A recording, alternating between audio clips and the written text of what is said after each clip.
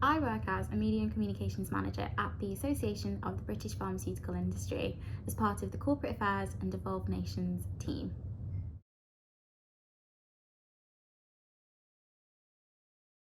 So day to day, I'm working basically keeping up with the external environment. So what's going on in the news, what's going on in our industry, what's going on with government. A large part of my role is the digital side of things. So what's going on social media, making sure I'm pushing out sort of key messages from the ABPI, from our members onto our social media channels.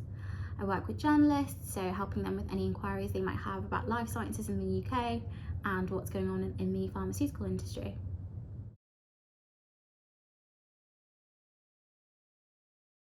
So I've got a pharmacology degree which I obtained from the University of Manchester. After my degree, I worked at a healthcare communications agency where I was working on behalf of pharmaceutical clients, and we helped them sort of push out their healthcare communications. I've also worked in the government for a few years, working in various different health departments within the government, and then I've ended up here.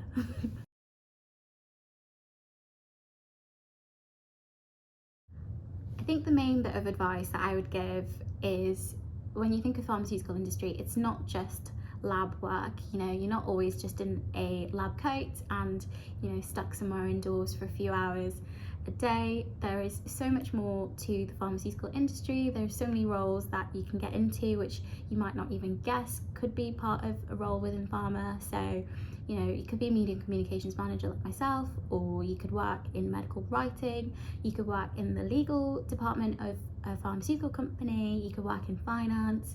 There's a lot of environmental work as well that goes on within the pharmaceutical industry. So it's really broad and it's a really great industry to work in.